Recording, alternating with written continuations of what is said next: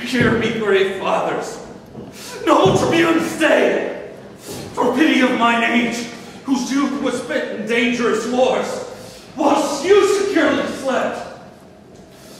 For all my love in Rome's great world ship, for all the frosty nights that I have watched, and for these bitter tears which now you see, filling the age wrinkles in my cheeks. Be pitiful to my condemned sons, whose souls are not corrupted as 'tis thought. For 22 sons I have never wept, for they died in honor's lofty lot. For these tribunes, in the dust I write my heart's deep liquor, and my soul's sad tears. Let my tears staunch the earth's dry appetite. My son's sweet blood will make it shame and blush.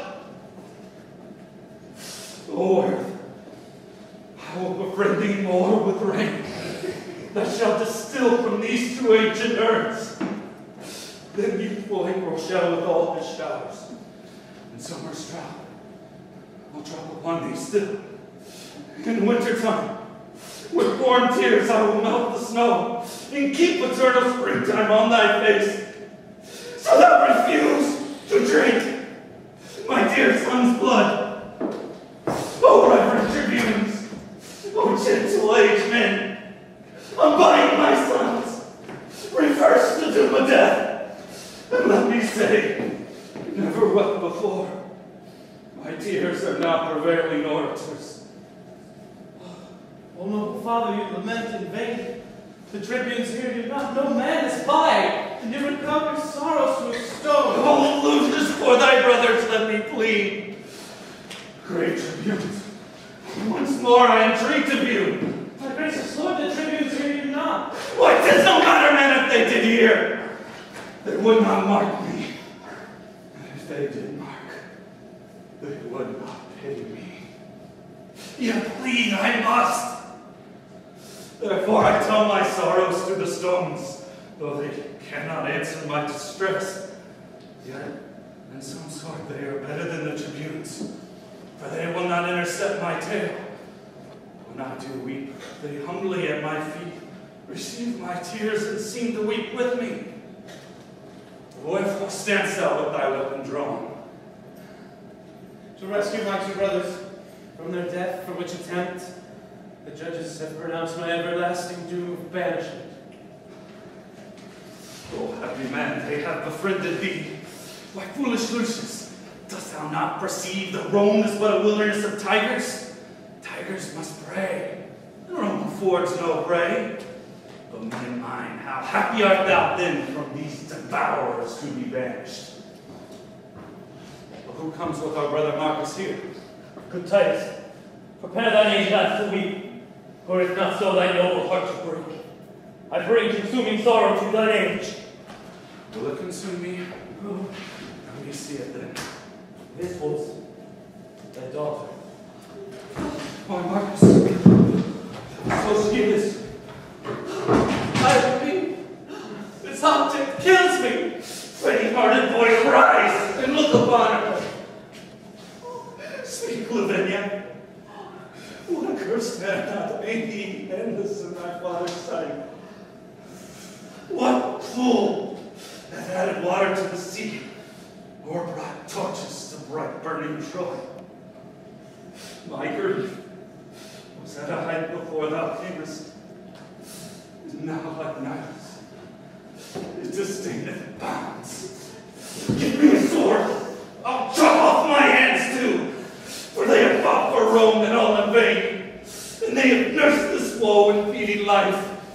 In bootless prayer they have been held up, and they have served me to a feckless use. Now all the service I require then is that the one will help to cut the other. 'Tis well, Lavinia, that thou hast no hands, for hands to do Rome's service are but vain. My sweet sister, who hath martyred thee? Oh, that delightful engine of her thoughts, that blabbling with such pleasing eloquence, is torn from forth a pretty huddled page. Where, like a sweet melodious bird, in some sweet varied notes, enchanting every ear. Oh, say thou for her who hath done this deed! So thus I found her, straying in the woods, seeking to hide herself, as does the deer that hath received some unrecurring wound. It was my dear. And he that wounded her had hurt me more than had killed me dead. For now I stand as one upon a rock, environed with the wilderness sea, who marks the waxing tide grow wave by wave, expecting never some envious surge will in his brinish bowels swallow him. This way to death my wretched sons are gone. Here stands my other son, a banished man, and here my brother, weeping at my woes. But that which gives my soul the greatest burn is dear Lavinia, dear in my own soul. Had I but seen thy picture in this light, it would have maddened me. What shall I do? I behold thy lively body so. Thou hast no hands to wipe away thy tears, nor tongue to tell me who hath martyred thee. Thy husband, he is dead, and for his death thy brothers are condemned to the low Marcus. O son Lucius, look on her! And I did name thy brothers, and fresh tears stood on her cheeks, as doth the honeydew upon a gathered lily almost wither. Perchance she weeps because they killed her husband. Perchance because she knows them innocent. They did kill that husband, then be joyful as the law taking revenge on them. No, they would not do so foul a deed. Witness the sorrow that their sister makes. Gentle Lavinia, let me kiss thy lips, or make some sign how I may do thee ease. Have thy good uncle and thy brother Lucius, and thou and I sit around some fountain, looking all downwards to behold our cheeks, how they are stained as meadows, yet not dry, with miry slime left on them by a flood. And in the fountain shall we gaze so long, till the fresh taste be taken from that clearness and made a brine pit with our bitter tears. Or shall we cut away our hands like thine? Or shall we bite our tongues and in dumb shows pass the remainder of our hateful days? What shall we do? Let us have our tongues blot some deuce of further misery that'll make us wonder that in time to come. Sweet father, cease thy tears, for at thy grief see how my wretched sister's sobs and moans. Patience, dear niece. Good Titus, dry thine eyes. Oh, Marcus, my brother, while I wipe thy napkin, cannot drink a tear of mine. For thou, poor man, have drowned it with thine own. Oh, my Lavinia, who wipe thy cheeks? Marcus, Marco had to say her silence, that she had come to speak. Now would she say that to her brother which I said to thee? His napkin, with his true tears all below, can do no service on her sorrowful cheeks. Oh, what sympathy of woe is this, as far from hell as Lago is from bliss.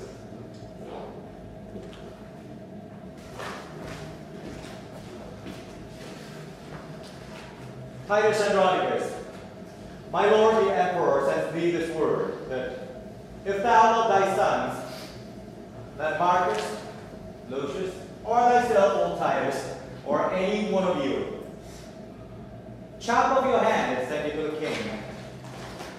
He will say will send thee either both thy sons alive, and that shall be the ransom for their fault.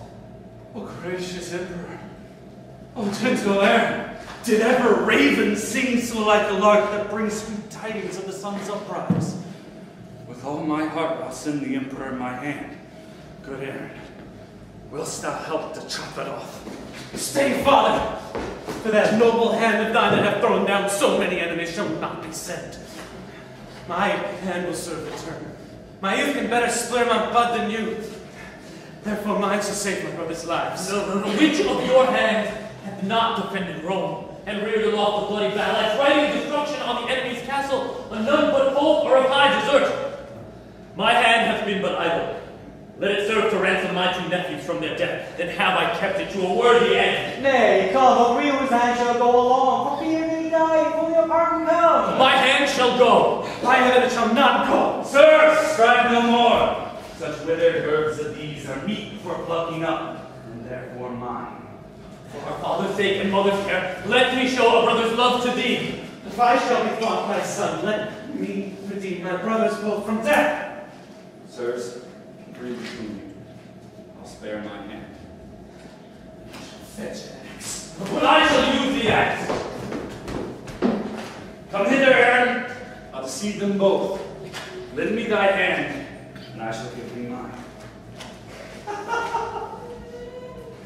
If that be called deceit, I will be honest, and never was I learn to deceive men so.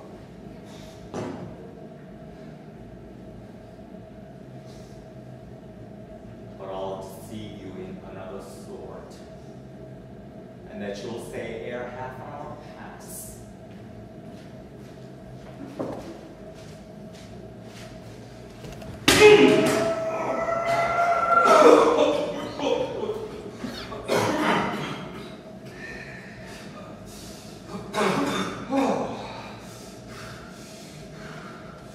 I go, Andronicus. For thy hand, look by and by to have thyself with thee.